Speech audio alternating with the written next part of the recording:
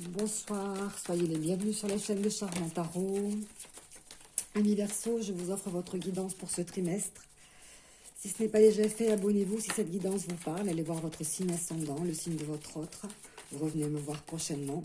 Vous serez les bienvenus. Gardez votre discernement, votre libre arbitre. Soyez bien conscient que les énergies peuvent être inversées et que le temps n'est qu'une notion inventée par les hommes. Excusez-moi, je suis en retard, je n'ai pas posé votre tirage. On va le faire ensemble. Alors, sur cette première ligne, on nous parle de la loi, bien entendu, d'équité, d'impartialité, mais aussi de l'égalité. Le signe de la justice, de la loi, nous parle de ne pas sortir hors du cadre, de faire des choses légales, qui représentent d'ailleurs pour vous, qui sont pour vous très importantes, puisqu'ici, avec la carte de la parole et de la chance, j'ai l'impression que au niveau de la loi, soit vous recevez un bon témoignage, soit vous avez de la chance de ne pas avoir participé à des propos diffamatoires, à des discussions qui pourraient porter préjudice à quelqu'un. C'est une chance pour vous, ou alors vraiment on a la loi qui va être de votre côté, éventuellement lors de témoignages, de discussions, d'avoir su tenir sa langue. Vous voyez, si c'est vous qui êtes personnalisé par ce personnage, vous retenez votre langue, c'est-à-dire que vous tenez votre langue, vous ne participez pas à ce genre de discussion. Autour d'ailleurs d'une table, d'un repas, ou peut-être avec des collègues de travail, en famille, en tout cas pour influencer, on va dire, votre réputation. C'est une chance que vous ne soyez pas du même avis ou que vous n'ayez pas la même mentalité, ce qui fait de vous quelqu'un d'équilibré, quelqu'un d'authentique, quelqu'un à qui on peut faire confiance. Aussi, la loi, c'est lorsque les autorités sont de votre côté parce qu'on vous croit. Vous avez aussi dans votre entourage peut-être des personnes qui témoignent de votre bonne réputation. Alors, je ne sais pas à quel niveau ça va se répercuter. Pourquoi est-ce que vous devez savoir ça? Toujours est-il que les cartes m'en informent. On parle aussi de discussions, de propos, certainement diffamatoires, mais il y en a trop qui sont tombés. Je ne peux pas toutes les prendre parce que j'en veux qu'une. Alors, en dessous de la chance, la prospérité, vous êtes au bon endroit, au bon moment, vous rencontrez les bonnes personnes. Vous avez une bonne étoile aussi au-dessus de vous quant à ça. Peut-être que des propos diffamatoires ont été prononcés et que vous êtes appelé à témoigner et que vous ne pouvez pas parler, vous ne voulez pas parler ou vous êtes empêché de parler. Et c'est une chance.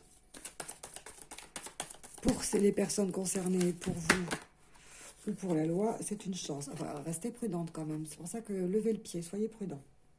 Allons-y avec prudence. Je pense qu'ici, avant de parler, il va falloir retenir cette fois sa langue dans sa bouche, comme on dit, tourner cette fois sa langue dans sa bouche.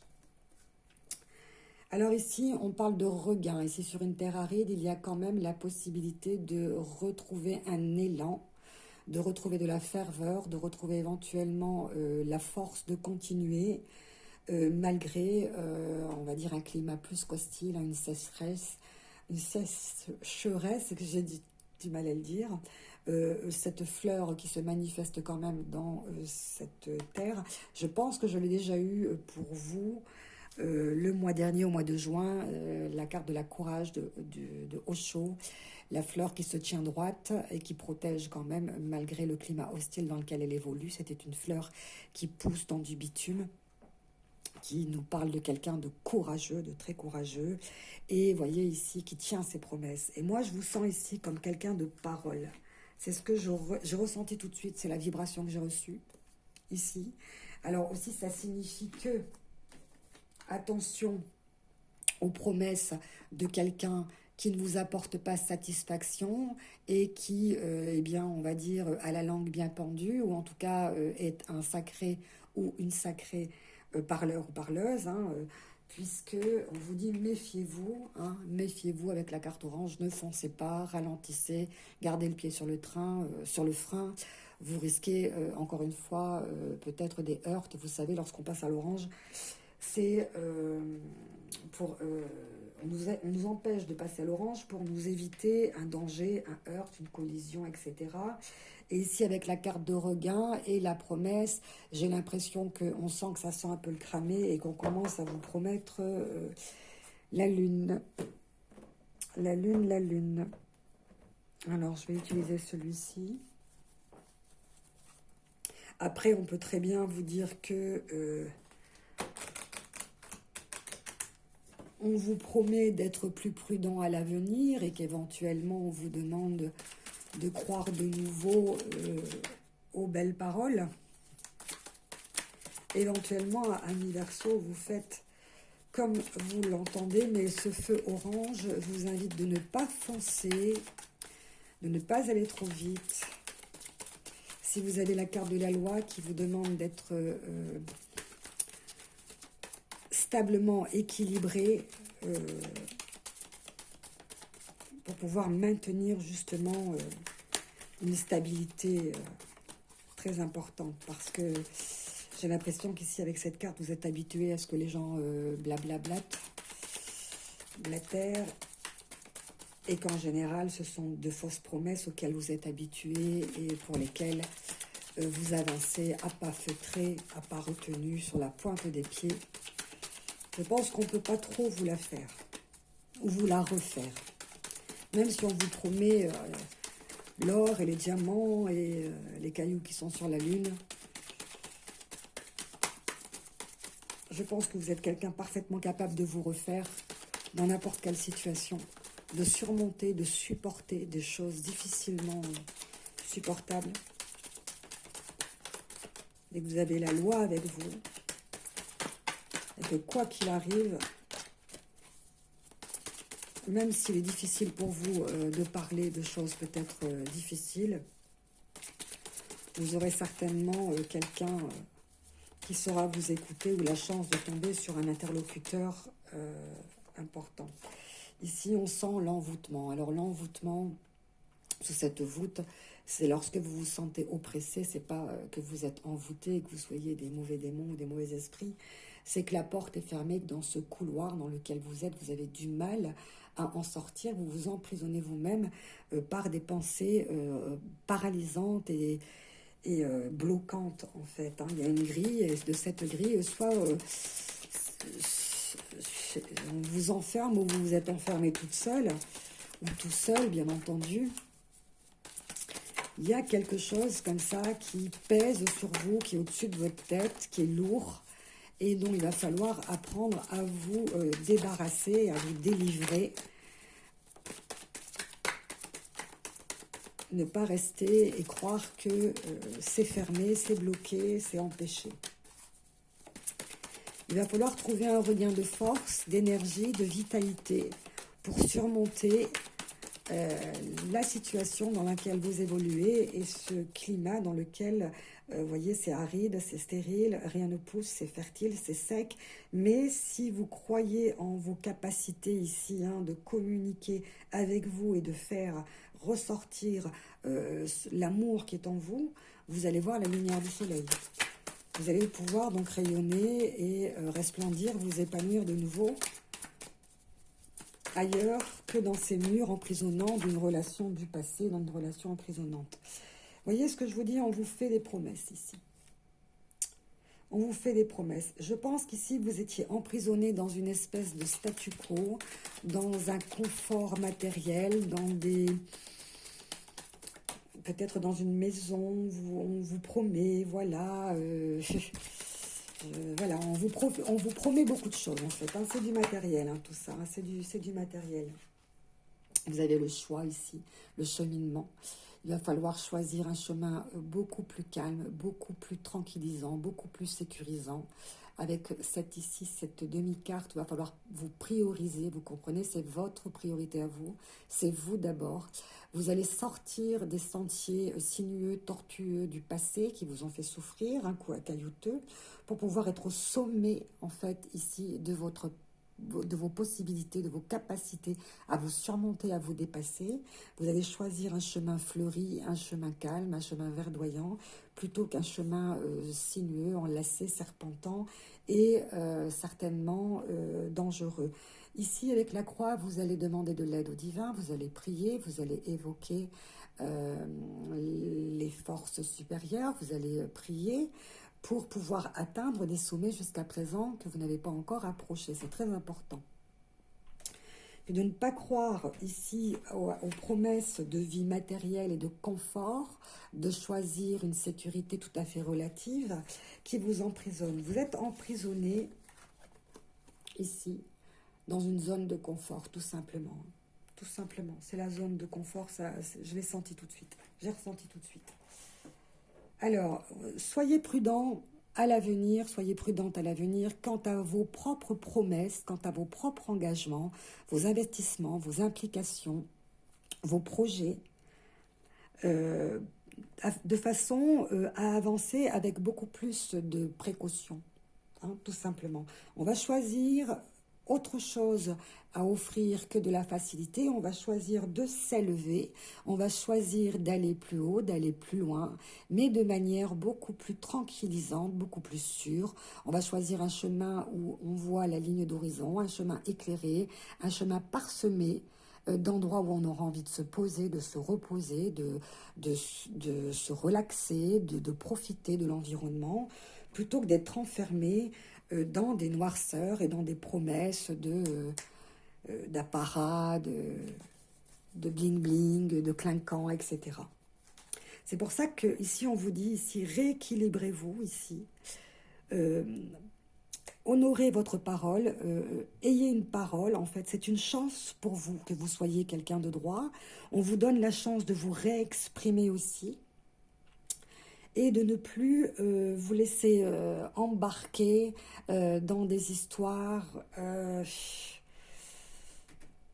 on va dire, stériles. Hein. Pour moi, voilà, pour moi c'est stérile. Malgré votre envie, malgré votre élan, malgré le regain, malgré cette envie de réussir, malgré tout, le climat était hostile. Hein. C'était pas préparé.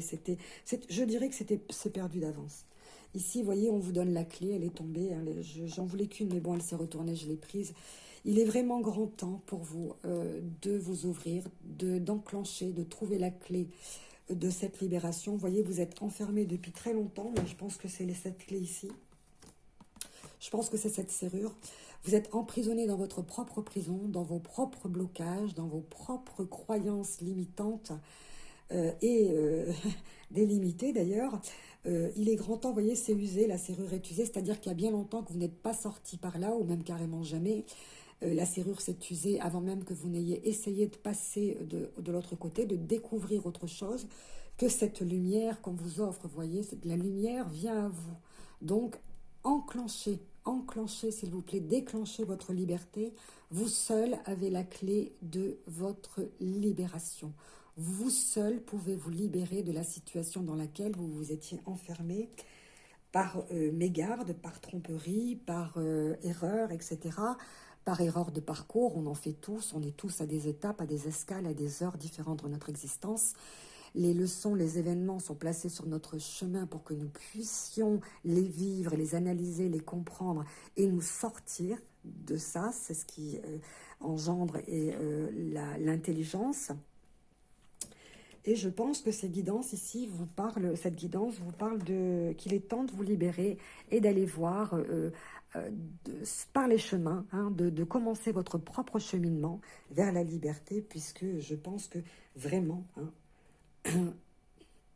et puis en même temps, je vais inverser, c'est ce qu'on dit, la signification de cette porte. Votre foyer, votre intériorité, votre feu, c'est le cadeau, c'est votre don, c'est the gift. Ici, c'est la chaleur de votre intérieur. Donc, en vous libérant, vous allez vous faire cadeau du feu sacré. Vous allez retrouver votre feu, hein, le feu sacré, le feu de la liberté. Vous allez retrouver les clés des chemins de la liberté. Je pense que je vais...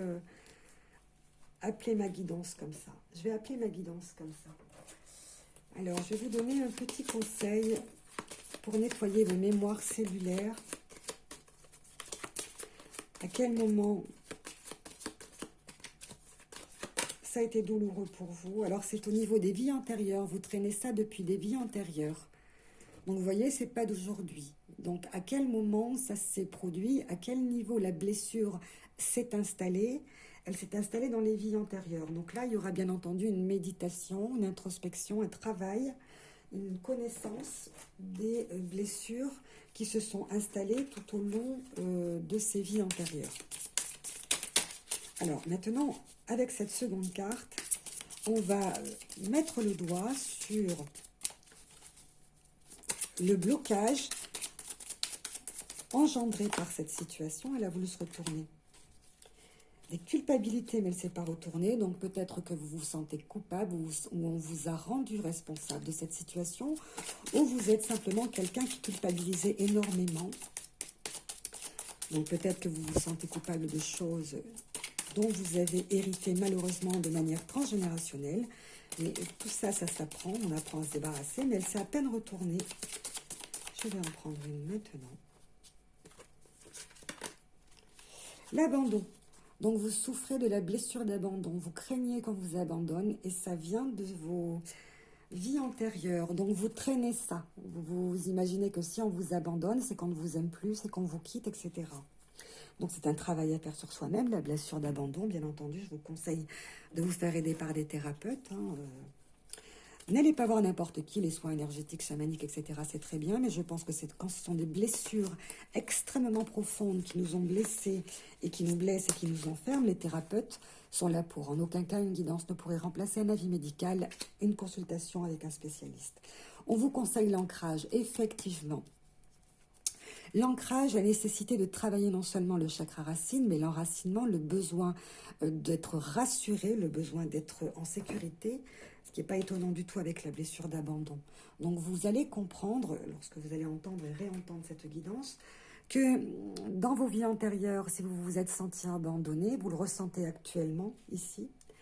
Comme vous craignez d'être abandonné, eh bien vous avez tendance à vouloir vous relancer et à croire que tout est possible alors que la situation est fait plutôt appel à une prudence, voire même à autre chose, mais c'est une autre histoire. Et donc du coup, dans l'ancrage ici, vous avez préféré rester dans une situation qui ne vous satisfaisait pas, plutôt que d'oser vous lancer vers les chemins de la liberté. Donc cet ancrage, ça se travaille. Il y a 7 chakras, en vérité il y en a 114. Je vous invite à vous diriger vers tout ce qui est possible au niveau des guérisons du soi, de vous initier, de vous former, d'aller voir des thérapeutes, d'aller découvrir tout ce qui est développement personnel pour vous en sortir le mieux possible. Je vais demander à Osho, ici, son aide. Je ne peux pas faire sans lui. Comment vous sortir de cette situation? Donc des vies antérieures, l'abandon, l'ancrage. Ça se guérit. C'est une connaissance de soi, vous savez, les guidances. C'est un conseil. En aucun cas, ça ne saurait remplacer un soin, bien entendu, une guérison, un traitement, bien entendu, soyez-en bien conscients. Alors, j'en ai eu 2 ici. Oh ben, ça ne m'étonne pas ici. Vous vous sentez actuellement, vous avez vraiment peur d'être seul ici avec la blessure d'abandon. Vous voyez, l'isolation, c'est lorsqu'on a retenu ses larmes, on s'est retenu, on garde en soi, on est devenu hermétique. Et finalement, tout part d'un coup. Alors, avec l'isolation, ça pourrait dire l'isolement, mais c'est le fait de vraiment avoir retenu trop longtemps toutes ces énergies de tristesse et qui nous ont empoisonnés et qui ne nous font vraiment, vraiment, vraiment pas de bien. Il faut vraiment penser à se soigner son soi intérieur. Pourquoi ici, avec l'abondance, c'est pas du tout la carte de l'abondance qu'on connaît, c'est Zorba, c'est celui qui ne peut être heureux que lorsqu'il est deux. Il peut avoir tout ce dont il a besoin, il ne sera jamais heureux que lorsqu'il aura trouvé son alter ego, son autre, sa moitié, etc.